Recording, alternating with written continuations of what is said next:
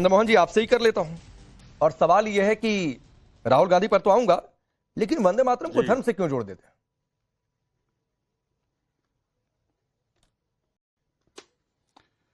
देखिए, वंदे मातरम एक राष्ट्र गीत है और राष्ट्र भक्ति से प्रेरित है और उसके अंदर राष्ट्र भावना है। लेकिन वंदे मातरम पे जोर देने से अच्छा होता कि एक ऐसा व्यक्ति जो अपने आप को राष्ट्र भक्ति को प्रमाणित करता है और वो नतमस्तक हो जाता है किसी देश के सामने, एक ऐसा व्यक्ति जो अपनी राष्ट्रता को दिखाता है और लेकिन देश के एलओपी के ऊपर प्रश्न खड़ा करता है, लेकिन एक देश का राष्ट्रपति जब अपमानित करता है उसके मुंह में दही जम जाती है। तो ऐसे राष्ट्रगीत के लिए वो राष्ट्रभक्ति भारतीय जनता पार्टी कहां से लाएगी?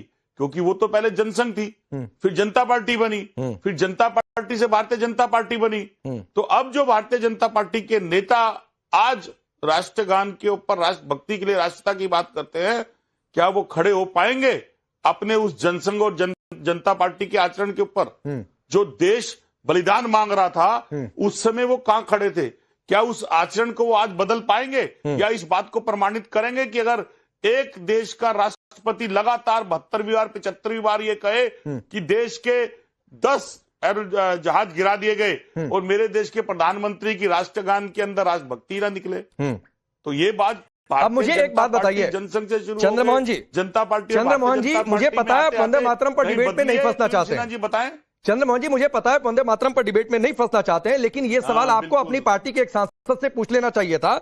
जब इमरान मसूद ये कह रहे हैं कि मैं आपसे दारुल शरीफ पढ़ने को कहूं, तो ये उनसे पूछ लेना चाहिए था कि दारुल शरीफ को बीच में क्यों लाए?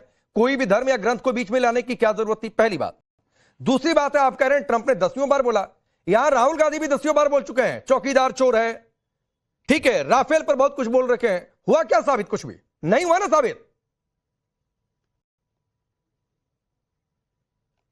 देखिए, साबित हुआ है, उसी को तो छुपाने की जरूरत है। अच्छा, अभी जो कहां साबित फाइल की बात हो रही है, उस फाइल को छुपाने पे चर्चा नहीं, अभी फाइल पर मत जाइए। नरवाना कहां जी की साबित किताब हुआ? में अगर जो कुछ लिखा गया है, उल्टे कोर्ट को गलत कोर्ट करने के चक्कर में जाकर माफी मांगनी पड़ी। उल्टे कोर्ट को गलत कोर्ट करने के चक्कर में चंद्रमोहन जी माफी मांगनी पड़ी। डर पैदा कर दिया किसी ने, तो उस पर जवाब देने का किस बात का डर? तो भारतीय जनता पार्टी के नेता उस पर चर्चा क्यों नहीं कर रहे हैं? अरे फिर वही बात है, लोकसभा में बात हो रही थी तो राहुल गांधी जी जब कह रहे हैं कि मैं दे रहा हूं इस चीज की सफाई, तो फिर क्यों नहीं बोलने दिया गया? नहीं, बहुत अच्छी बात है। नहीं, ठीक है सफाई, ठीक।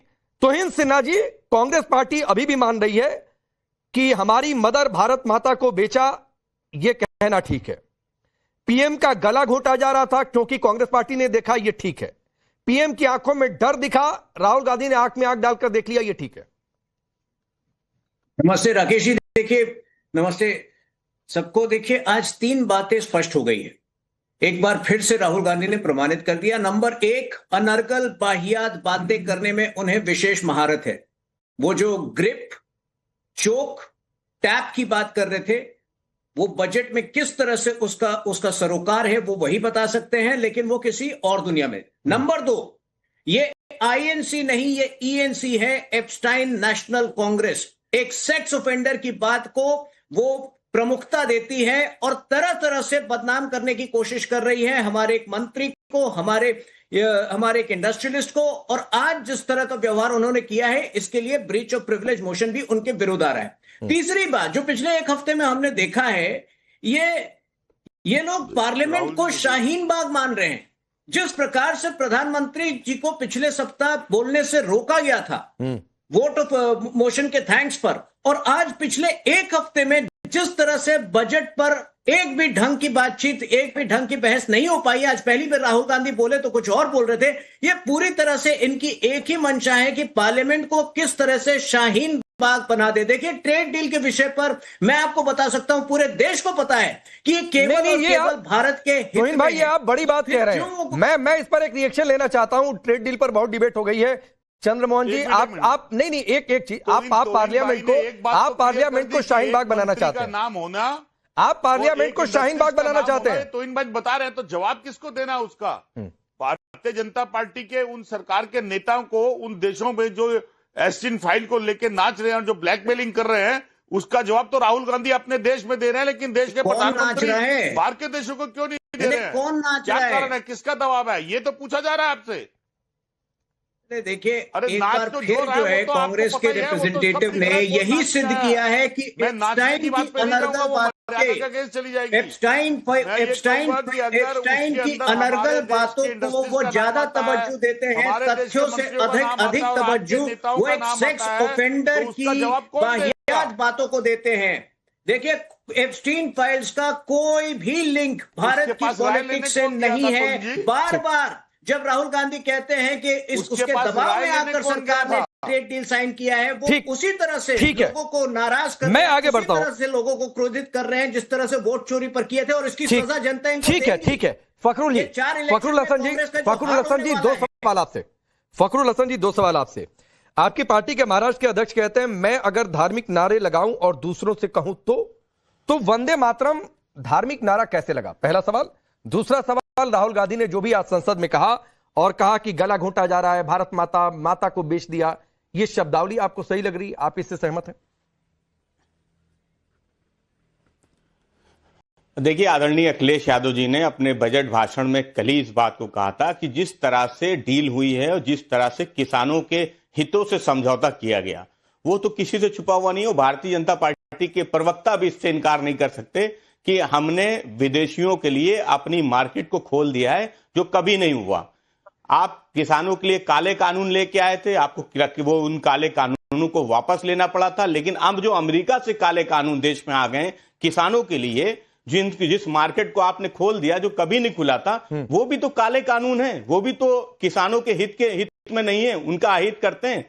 और सवाल राहुल गांधी जी के भाषण का है, तो राहुल गांधी उनके प्रवक्ता मौजूद हैं, वो उनके बारे में जरूर बताएंगे कि उनके भाषण में क्या हुआ। लेकिन जो बात समाजवादी पार्टी ने कही थी, आदरणीय अखिलेश यादव जी ने कही थी, हम किसानों के लेके चिंतित हैं। हम उनको, जो दल ये कहता था कि किसानों की आय दुगनी कर देंगे, अब किसानों की आय कैसे दुगनी होगी? 2022 में आपने कहा था किसानों की आय दुगनी हो जाएगी, लेकिन आप तो एक बार बोल लेने दीजिए। किसानों का समझौता कर रहा है, तो अगर क्या आपसे सवाल नहीं पूछा जाएगा? क्या सवाल नहीं पूछा जाएगा? दूसरी बात, आप वंदे मातरम पे पूछना चाहते हैं, तो आदरणीय अखिलेश यादव जी ने इससे पहले जब 150 वर्ष हुए थे तभी स्थिति को स्पष्ट कर दिया था कि वंदे मातरम ने देश को जोड़ने का काम किया। ये वो गीत है जिसने हमेशा देश को जोड़ा है। ठीक। जब देश गुलाम था, हाँ। तो जो स्वतंत्रता सेनानी थे वो जब वंदे मातरम लगाते थे उनमें एक जोश आता था। नहीं, बहुत अच्छी बात है, को जोड़ने का गीत था। मैं फखरुल जी आपकी बात से 100% सहमत हूं और आपके स्टंट की तारीफ भी कर रहा हूं। फखरुल जी, मैं आपकी बात से 100% सहमत हूं और आपके स्टंट की तारीफ भी कर रहा हूं। लेकिन फिर मेरा दो सवाल आपसे है। पहला सवाल कि अगर वंदे मातरम जोड़ता है और उसको धर्म से अगर अबू आजमी जोड़ रहे, तो क्या अबू आजमी अखिलेश यादव की बात को नहीं मानते हैं? तो क्या उनके खिलाफ कोई एक्शन होगा? पहला सवाल। दूसरा सवाल है, राहुल गांधी पर सवाल को आप स्किप क्यों कर रहे हैं? आपने कहा कि राहुल गांधी ने जो कहा उनकी पार्टी का मसला। अरे तो ट्रेड डील या सरकार की जो बात अच्छी नहीं लगती आप हमला बोलते हैं। आप बताइए ना कि ये पर्सनल होने वाली बात लगी कि नहीं लगी? आपकी राय क्यों नहीं है कि ये शब्दों की मर्यादा लांगी गई है, नहीं लांगी गई मर्यादा? नहीं, देखिए राकेश जी, मैं समाजवादी पार्टी का प्रवक्ता हूं और मैं जो बजट पे आदरणीय अखिलेश यादव जी ने बोला, मैं उस पे अपनी स्थिति स्पष्ट राहुल गांधी पर नहीं बोलेंगे। हमने कहा जो डील हुई उसमें किसानों के हितों के साथ नहीं, मैं भाई उनके लिए उनके कांग्रेस के अरे क्यों आप सरकार की आलोचना कर लेंगे? और तो राहुल गांधी के बारे में अच्छा या बुरा नहीं बोल सकते हैं क्या? आपको अच्छा लग रहा है तो बोल दीजिए राहुल गांधी ने कुछ भी गलत नहीं बोला, बात खत्म। नहीं, मैं वो जो सवाल नहीं, राहुल गांधी जी ने जो सवाल उठाए हैं, जो डील पे नहीं, मैं सवाल की बात ही नहीं कर रहा हूं। सवाल उठाए, विपक्ष का काम है लोकतंत्र में सवाल उठाना, वो सब मैं सवाल पर जा ही नहीं रहा हूं। सवालों की भाषा, सवालों के शब्द आपको ठीक लगे, हाँ या ना? नहीं, देखिए राकेश जी, भाषा की बात अगर हम आप करेंगे और भाषा पे अगर डिबेट करेंगे, हाँ। तो फिर ये डिबेट कहीं और चली जाएगी। अच्छा। हमने इसी सदन में भाजपा के सांसदों को अच्छा, गाली गलौज की भाषा बोलते भाजपा की भाषा पर बोलेंगे, कांग्रेस की भाषा पर नहीं बोलेंगे। हम भाषा पे क्यों डिबेट करें? नहीं, क्यों? तब तो आप लोगों ने बहुत गला फाड़ फाड़ चिल्लाया था, देखो रे इस संसद में क्या बोल दिया गया, पे जोड़ना पड़ेगा। तब नहीं बोले थे बीजेपी का मसला है, हम कहां बोलने जाएं? नहीं, हम तो नहीं, मैं तो कहता हूं फिर तो हमें कांग्रेस पे और भाजपा पे दोनों पे बोलना पड़ेगा। अगर भाषा की बात आ जाएगी तो सब पे बोलना पड़ेगा। करण वर्मा, तो हम भाषा पे करण वर्मा राहुल गांधी पर नहीं बोलना चाह रहे हैं। फखरुल जी, समाजवादी पार्टी राहुल गांधी पर नहीं बोलना चाह रही है। नहीं, देखिए अब क्या दबे मन से इन्होंने चंद्रमोहन जी को एक इशारा दे दिया है कि यूपी में उम्मीद रखना, भट्टाधार कर चुके हो, बिहार में जो कर चुके हो, हमें पता है क्या है आपकी, कितना जमीन है आपके पैर के नीचे, हमें पता है। और वैसे सपा के कुछ प्रवक्ता बड़ा मुखर होकर बोल चुके हैं। मैं आपको बताऊं राकेश जी, आज से 2 साल पहले, मुश्किल से 2 साल पहले, आईपी सिंह साहब ने, जो समाजवादी पार्टी के ऑफिशियल प्रवक्ता हैं, उन्होंने बकायदा ट्वीट करके कहा था राहुल गांधी मंद बुद्धि है। उनके शब्द नहीं है, मेरे नहीं है। बाद में उन्हें ट्वीट हटाना पड़ा था।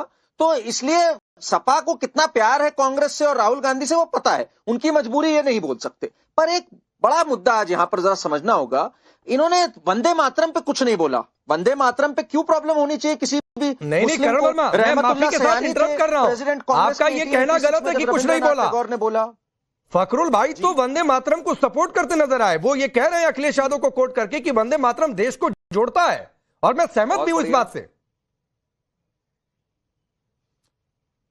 बहुत अच्छी बात है। मैं हो सकता है ना समझ पाया हूं उनकी बात। अगर ये उनका जज्बा है तो बिल्कुल सलाम है इनके भाई जज्बे को, बहुत अच्छी बात है। लेकिन जज्बा क्यों है? जितने अबू आजमी और ये सब लग रहा है पार्टी से, वो सब जो है, नहीं मैं बता रहा हूं, अबू आजमी और ये सब जितने हैं इनके ये सब अभी निकल आएंगे, और पहले भी निकले हुए हैं, पहले कहते हुए कि हम वंदे मातरम नहीं करेंगे, हम अगर अल्लाह अकबर बोले तो अच्छा लगेगा। इन्होंने उसको जोड़ दिया था। तो मेरा ये कहना है, अगर आप ऐसे धर्म को देखने लग जाएंगे तो भाई सत्यमेव जयते जो हमारे देश का नारा है वो भी हमारे उपनिषद से है।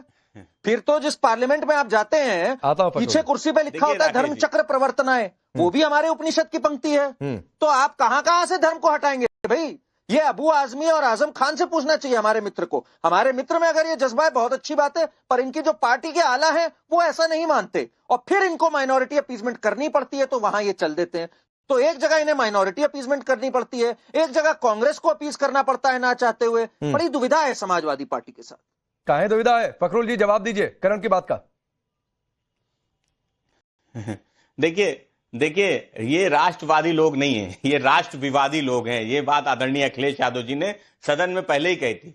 जब समाजवादी पार्टी अध्यक्ष आदरणीय अखिलेश यादव जी वंदे मातरम पे स्थिति सदन में स्पष्ट कर चुके हैं, तो फिर किसी के, मेरे या मेरे पार्टी के किसी अन्य नेता के किसी बयान के कोई मायने नहीं रह जाते, क्योंकि पार्टी लाइन वही है जो अबू आजमी अखिलेश यादव के कंट्रोल में नहीं है। और हमने फिर से फखरुल जी, अबू आजमी अखिलेश यादव के कंट्रोल में नहीं है। फिर मैं एक बात तो सुन लीजिए। मैं एक बात और जोड़ना चाहता हूं। भारतीय जनता पार्टी का वंदे मातरम से कोई लेना देना नहीं है। आजादी के समय पे जब वंदे मातरम लगाया जाता था तो भारतीय जनता पार्टी के लोग मौजूद नहीं थे। वो मुस्लिम लीग के साथ, हिंदू महासभा के साथ सरकारें चलाते थे।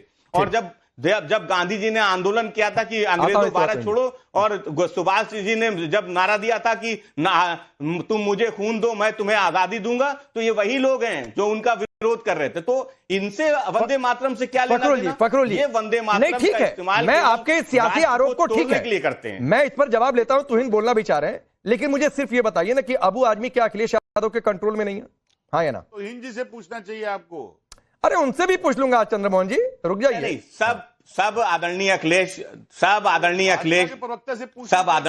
यादव जी के पीछे खड़े हैं, और जो बात आदरणीय अखिलेश यादव जी कहेंगे वही समाजवादी पार्टी की लाइन है। अबू आजमी नहीं बोल रहे हैं, महाराष्ट्र इकाई के अध्यक्ष हैं, क्यों नहीं बोल रहे हैं? या तो पीछे से इशारा है, हम कुछ कहेंगे तुम अपनी लाइन पकड़ के रहो।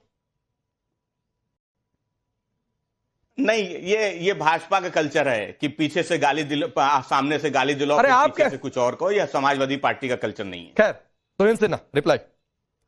देखिए राकेश जी, आज कांग्रेस के जिस सांसद ने सबसे पुरजोर विरोध किया है वंदे मातरम के प्ले किए जाने का, इमरान मसूद, आपको याद है 2 महीने पहले इमरान मसूद ने क्या कहा था? और उसने शहीद भगत सिंह, उसने हमास की तुलना शहीद भगत सिंह से की थी।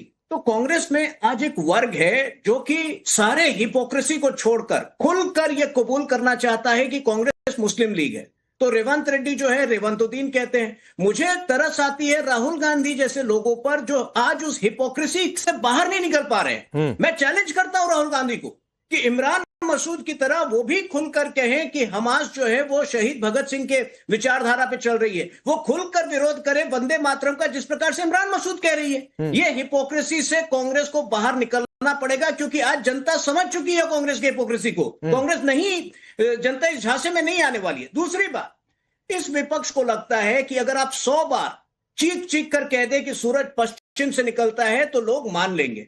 ये जो बीबीजी राम जी बिल पर भी इन्होंने कहा कि एंटी पुअर है, जबकि 100 दिन जो एम्प्लॉयमेंट के जनरेट होने थे वो हमने 125 बढ़ाया था। आज ये बार बार कह रहे हैं कि इंडो यूएस डील जो है फार्मर विरोधी है। ये लोग पढ़ाई लिखाई नहीं करते। देखिए, मैं आपके शो पर वो 4-5 वस्तुओं को मैं ऐड कर देता हूं, स्पेसिफाई कर देता हूं, जो कि ट्रेड डील जिसमें कि हमें टैरिफ जो है घटाने पड़ेंगे। उसके अन्यथा कोई भी एग्रीकल्चर सेक्टर का प्रोडक्ट ट्रेड डील से उस पर कोई असर नहीं पड़ेगा, वो चावल हो, गेहूं हो, दाल हो। ये 4 प्रोडक्ट्स क्या हैं जिसमें कि टैरिफ हमें घटाने पड़ेंगे, वो भी मैं आपको बता देता हूं। ये है red sorghum, dried distillery grains, tree nuts, fresh and processed oil, soybean oil और कुछ ऐसी वस्तुएं जिस पर कि दशकों से हम इंपोर्ट करते आए हैं। इसको छोड़कर पूरी तरह से फार्म सेक्टर महफूज है, डेयरी सेक्टर महफूज है, पोल्ट्री सेक्टर। मैं इस पर रिप्लाई लूंगा चंद्रमोहन जी से,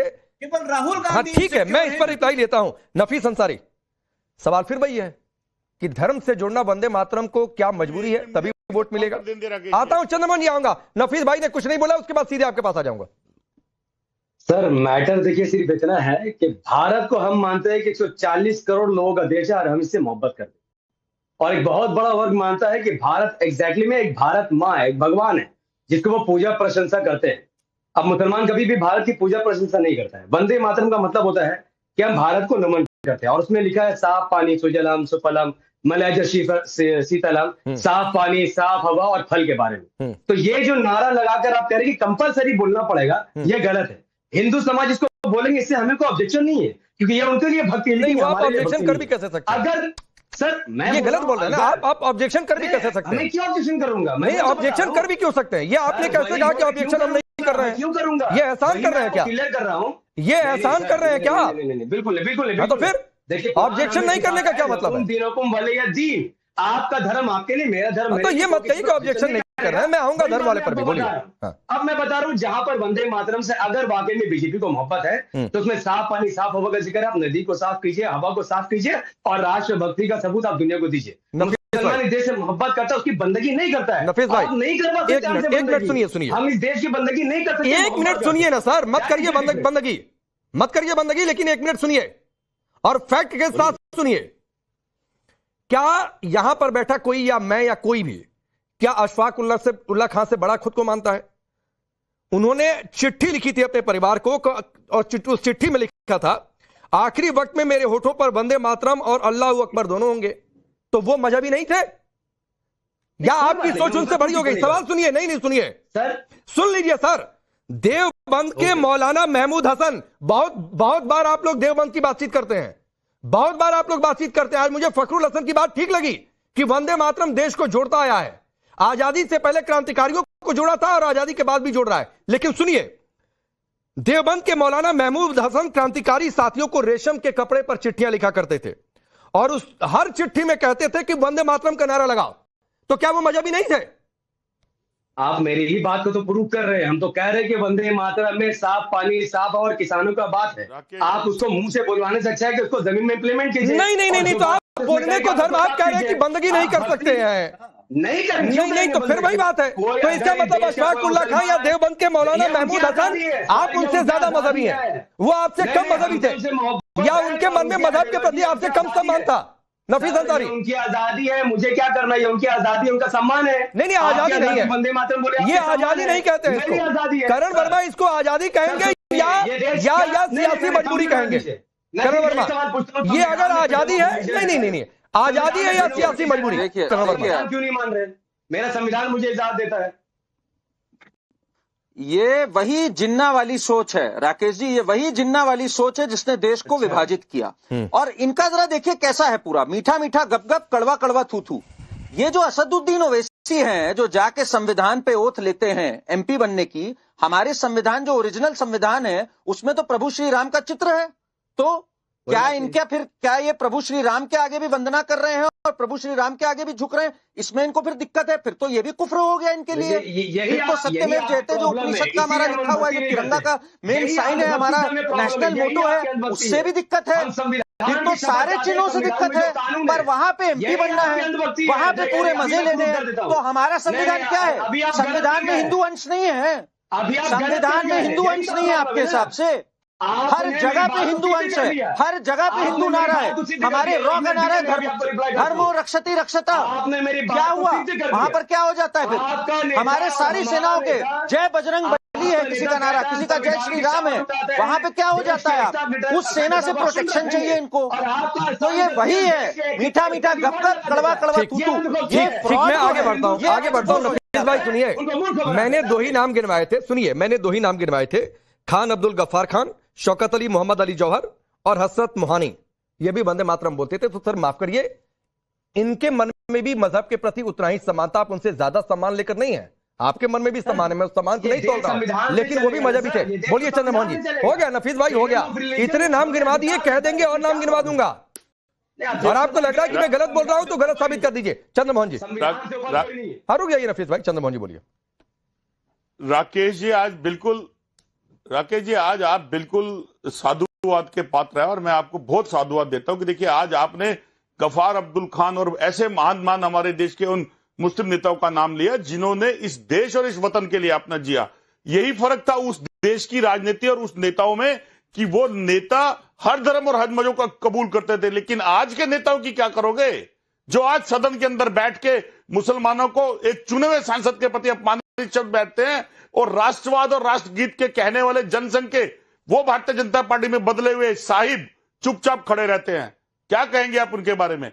और क्या कहेंगे उस साहिब के बारे में जो शौचालय का भी उद्घाटन करेंगे, ट्रेन का भी उद्घाटन करेंगे, लेकिन ट्रंप डील के बारे में नहीं बताएंगे? वो बताएगा कौन? अगर पीयूष गोयल से पूछोगे तो वो कहेंगे वित्त मंत्री बताएगा, वित्त मंत्री से पूछोगे तो पीयूष गोयल बताएगा, दोनों नहीं बताएंगे। मैं इस पर रिप्लाई लेता हूं। चंद्रमोहन जी एक बात बताइए, चंद्रमोहन जी एक बात बताइए। यहाँ फखरुल हसन ने अपना स्टैंड क्लियर किया वंदे मातरम पर। सुनिए ना सर, सुनिए। नहीं ठीक है, आपके सियासी आरोप को मैं आगे लेकर बढ़ता हूं, लेकिन जैसे फखरुल हसन जी ने पार्टी का स्टैंड क्लियर किया वंदे मातरम पर, आपका स्टैंड क्या है? आप वंदे मातरम के साथ हैं या आपको ये धर्म से जोड़ना लग रहा है? देखिए, वंदे मातरम के साथ हर देश का वो नागरिक है, 145 करोड़ जनमानस जो देश की भक्ति के लिए सब धर्मों को साथ लेके चलता है। अगर कोई राष्ट्रभक्ति की आड़ के अंदर एक लाइन का सवाल है, एक लाइन का जवाब दीजिए। इसे धर्म से जोड़ना ठीक है या इसको धर्म से अलग रख देना चाहिए? ये जोड़ने वाला मंत्र था, जोड़ने वाला नारा था, वैसे ही देखना चाहिए। मुझे सिर्फ ये जवाब चाहिए, मुझे सिर्फ ये जवाब चाहिए। आपकी पार्टी का स्टैंड चाहिए इस पर। ये आपको सबको जोड़ने वाला लगता है कि ये धर्म में हस्तक्षेप लग रहा है? नहीं हूं जो हुक्म दे दे और मैं लिख दूं उसके नाम से। अरे मैं कांग्रेस पार्टी का सिपाही हूं जो वतन के अंदर सबकी देखभाल करने के चंद्रमोहन जी खड़ी है। सर, ये फर्क है। आप चंद्रमोहन जी प्लीज, मैं आपकी पार्टी का स्टैंड पूछ रहा हूं। ये धर्म से जोड़कर देखना चाहिए, धर्म से अलग करके देखना चाहिए? मैं सिर्फ इतना जानना चाहता हूं आपसे। अगर कुछ छंदों को, जिन छंदों को देश के उन दिग्गज और स्वर्गीय नेताओं ने इतराज किया था, उनको जोड़कर और एक मजहब की नजरअंदाजी करी जाएगी तो उसका इतराज सामने चलिए आएगा। सर, हो गया, क्लियर है। कांग्रेस पार्टी को लगता है कि ये धर्म से जोड़कर देखा जा रहा है, सपा को ये लग रहा है कि ये जोड़ने वाला नारा है और इसको धर्म से नहीं जोड़ना चाहिए। ये क्लियर हो गया तो इनसे ना, अब बोलिए ये जो कह रहे थे उसका जवाब। देखिए, कांग्रेस पार्टी अभी भी अपने दोहरेपन से बाहर नहीं निकल पा रही है। मुझे लगता है कि राहुल गांधी को खुलकर ये कहना चाहिए कि वो ये दो स्टैंजा जो 1937 के उपरांत नेहरू जी के पहल पर हटाए गए थे, उसका वो वापस आने का स्वागत करते हैं। देखिए, कांग्रेस पार्टी आज, जैसा कि मैंने कहा कि आज ये कट्टरपंथियों के चंगुल में है और जो राहुल गांधी सेक्युलरिज्म का एक पहनावा लेकर आगे बढ़ रहे हैं, अब जनता खुद ये मानने को तैयार नहीं है। देखिए राकेश जी, मैं एक इंपॉर्टेंट बात आपको कह रहा हूं। आज जनता जो है कांग्रेस का गेम समझ चुकी है और कांग्रेस और AIMIM में कोई अंतर नहीं देखती है। मैं आपको डेटा के साथ देता हूं। कांग्रेस पार्टी को जो है पूरे बिहार में 6 सीटें मिली, AIMIM को 5 सीटें। For more of such videos, do like, share and subscribe to ET Now Swadesh.